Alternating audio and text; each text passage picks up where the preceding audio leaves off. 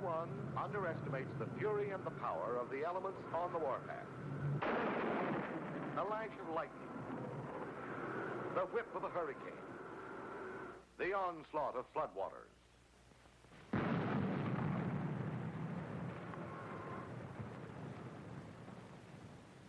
Nor does anyone scoff at the power of the atomic bomb. Like natural forces rampaging, it can create catastrophe and deal in disaster, as proven by peacetime tests, and as written in the tale of two cities, Hiroshima and Nagasaki. This capacity for wholesale destruction aroused popular misgivings concerning its range of usefulness. Its strategic value for knocking out a vital target, for example, was unquestioned. But again, like some violent natural disturbance, wasn't it too hard to control? Too liberal in its choice of victims? A menace to friend as well as foe? What about those areas of desolation? Were they so radioactive that no one could pass through or occupy them? Was its calling card also a quarantine sign? Was its very strength a possible weakness? Was it too hot to handle?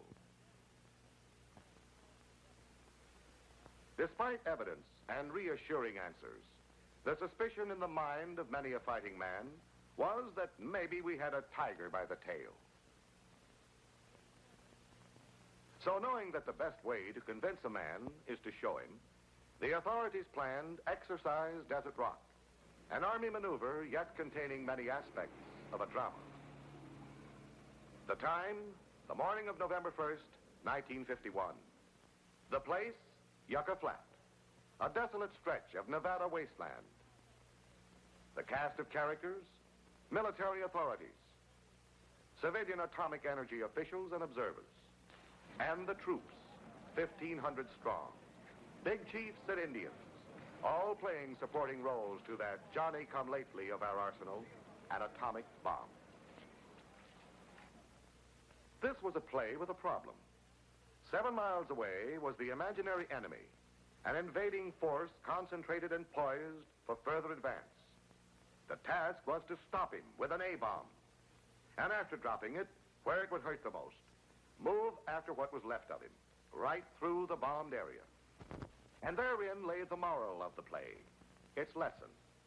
It was this: the atomic bomb is not only a strategic, but a tactical tool, which can be effectively and safely used in direct support of ground troops. Therefore, the Desert Rock troops had been told they should regard it with respect and confidence. The confidence a fighting man has in his weapons when he knows they're tough on the target and easy on himself. This they were told, and this they would soon find out through experience. If anyone was too worried to eat, it wasn't particularly noticeable. But as the time of the test neared, excitement ran razor sharp through the ranks. A show of bravado, a whistling in the dark attitude, the forced laugh, the casual wisecrack. These masked feelings of apprehension eased taut nerves and did what the food had failed to do, help fill that hollow in the pit of the stomach. Sure, this was a carefully controlled experiment. No one would get hurt, not back here, 7 miles from the place where the bomb would go off. The men had the word of those who knew through trial and test, computation and calculation. But anxiety and tension can be neither calculated nor computed away. Not when you're a few minutes from the biggest noise you've ever heard, the mightiest show of power you've ever seen. Not when you know that making its final run is a plane that will shortly drop an A-bomb, bringing a giant act of violence to a spot where for so many centuries nothing much had ever happened. Where change had always been gradual, measured over geologic ages. In Yucca Flat, things would begin popping any minute now.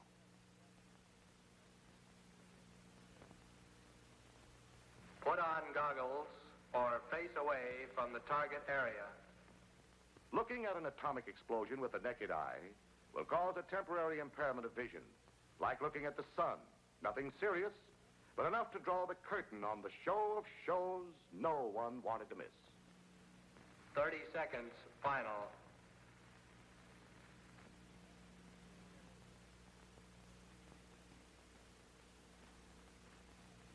Bomb away.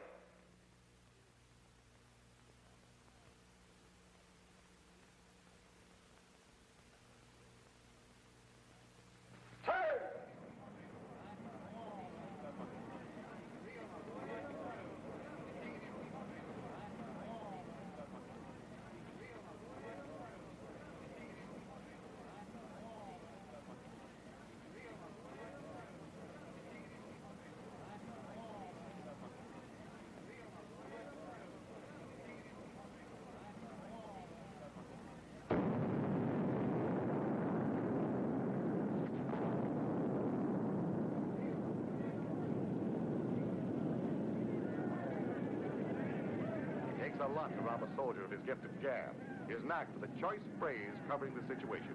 But this didn't.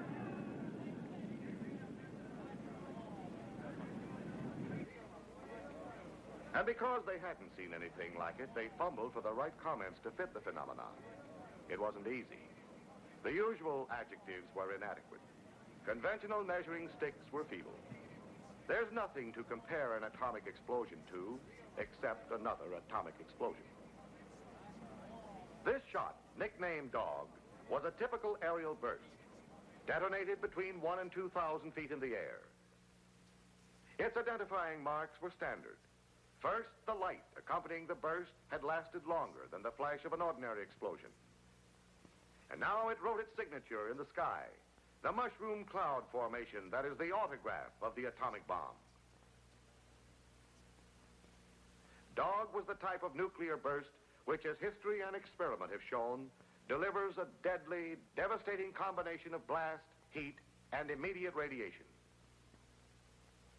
It was, so the troops had been advised, a bad weapon to have against you, a good one to have on your side. It left no radiological hazards for the troops it supported. Its radioactive cloud rose high and drifted harmlessly away, leaving the target area free from contamination and safe to enter.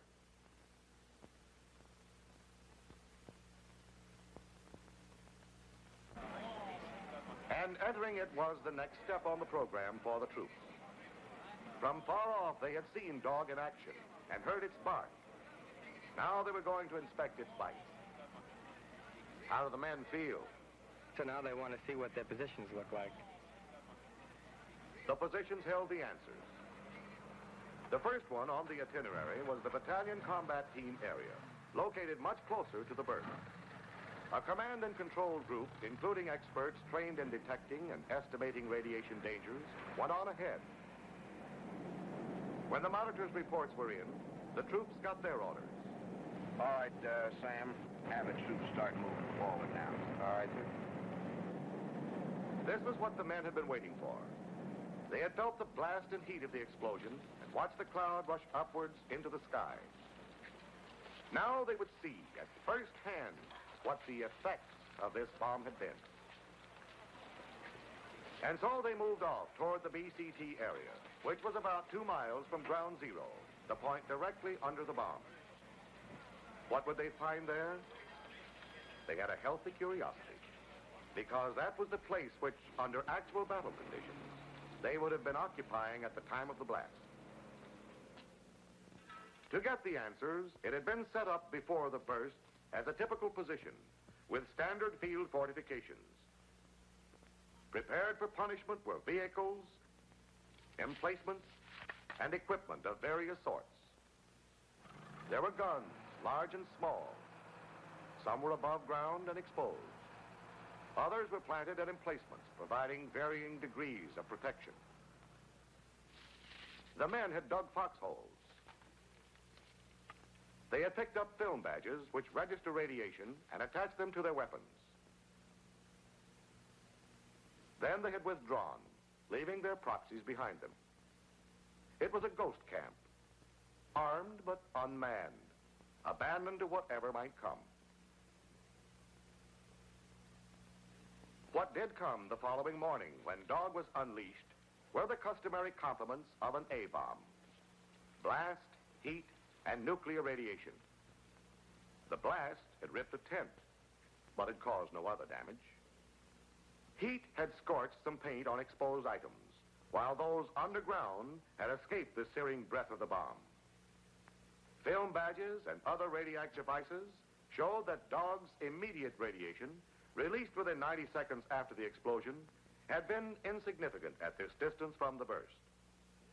And there was no residual radioactivity or contamination.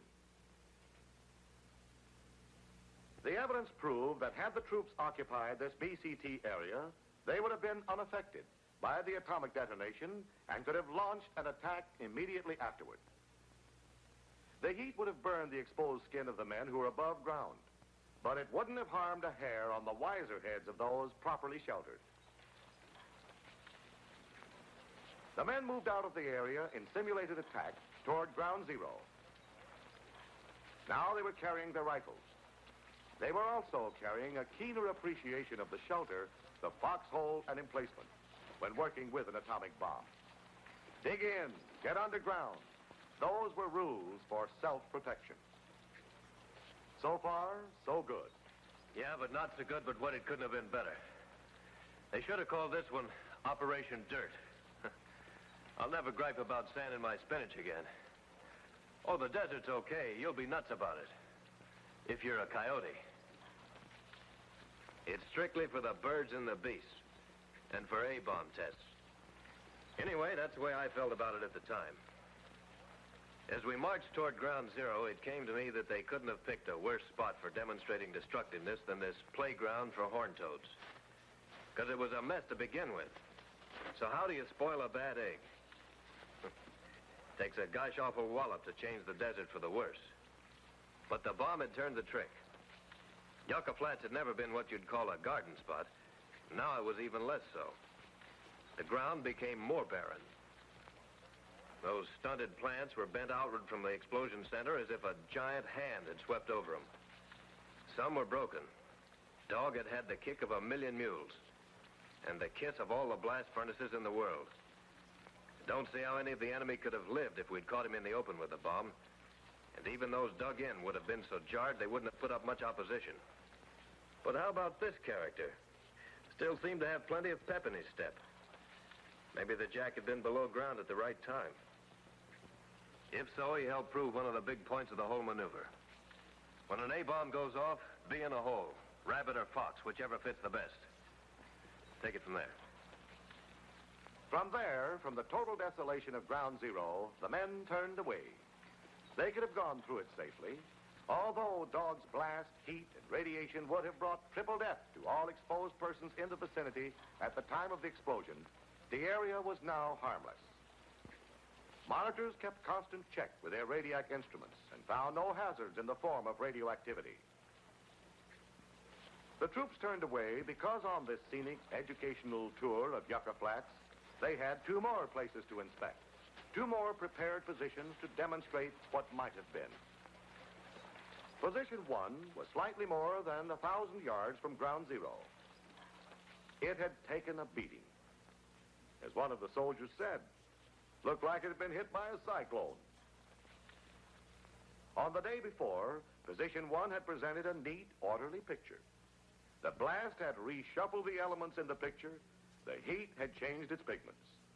The blast had pushed this Jeep, which weighs over a ton, back 5 feet and had broken the windshield. The upholstery was charred. The side of a bulldozer had been damaged. This happened to an unanchored Bailey bridge.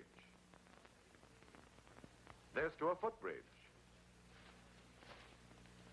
A ration case had taken a 25-foot ride. Sandbags were broken, burned, and kicked around. Wires looked like orioles' nests. They were severed and tangled. The blast smacked a pole, outdoing the most eager of beavers. Heat had brushed the scene with its sepia tone, charring, scorching, burning. From what they saw in Position 1, between 1/2 and 3/4 of a mile from ground zero, the authorities figured that blast-driven missiles would have caused many injuries to unsheltered personnel. The heat would have been more punishing. For those in the open, it might have ended the story suddenly, in the middle of a sentence. 100% casualties from third-degree and clothing burns was the estimate. That was enough. But it wasn't all. Film badges planted in the area recorded an average dosage from the bomb's prompt radiation sufficient to have made everybody sick, and a great many eventually would have died. It was a persuasive post-mortem on probabilities, but it covered only the calculated fate of persons presumed to have been without protection at all, or inadequately shielded in vehicles and shallow skirmishers' trenches. Underground, it was different, and the deeper and stronger the hole, the brighter the picture. True, some top covers had been blown off. Revetting bowed. But it was felt the occupants might have escaped injury. Otherwise, no blast damage was evident, and soldiers utilizing their emplacements and foxholes the right way would have been safe from dogs' heat and dangerous radiations. They'd have been equally secure in tanks. Convinced even more that atomic power had not pushed the familiar below-ground emplacement into the background, the troops went to position 2, 500 yards farther away from ground zero. It was plain to see that 2 of the bomb's destroying agents, blast and heat, had lost little of their potency over the added distance. This was a command post tent. This, a water purification installation. A truck had become a convertible. Wires were tangled skeins. Radio antennas were bent. And the blast had played medicine ball with sandbags. Exposed things showed the marks of the A-bomb's superheated breath. Wood. Paints and plastics. Insulation. A truck top. Tents. The dummy that might have been a careless soldier. In position 2, the estimate of casualties from third-degree and clothing burns was no more comforting than it had been in position 1. It was still 100%. But that, remember, was for above-ground and unshielded personnel. About 25% of them, the authorities figured, might have suffered radiation sickness the first day, but none would have died. That information, however, wasn't very soothing. The tremendous heat from the explosion would already have fulfilled its lethal mission. The above-ground punishment meted out by dog's blast and heat gave the troops plenty to think about. There didn't seem to be much doubt that if you exposed yourself to the brunt of the bomb, you stood a good chance of being knocked into the hereafter. You stood a better chance of being burned to death. Radiation? Well, at this point, it wouldn't matter much. You can only be so dead. The scenes above the surface supplied the soldiers with food for thoughtful concern. Those below gave them the solution. These foxholes and emplacements had been able to take it, and to those who had utilized them properly, they would have meant safety from all the bomb's destructive, killing elements. For the troops, the drama of Exercise Desert Rock came to its educational end at position 2. They had come, seen, and been convinced. They had learned they could work safely with the A-bomb. The foxhole was still the key to survival. It protected against blast, gave line of sight shielding from flash heat, and considerably reduced the effects of radiation. They would have been all right by taking advantage of the standard field emplacements at or beyond 1,000 yards from ground zero. But for exposed troops, the damage area was about 12 times as great. And there would have been some casualties out to 3,500 yards. There would have been trouble back as far as position 3, about 1.5 miles from the burst. Not from radiations, but there a canvas water tank caught fire. Exposed items were burned enough to suggest that to unshielded personnel, there would have been some severe burns. The blast had by no means been an easy nudge. So in the face of such evidence, which club did a soldier want to join?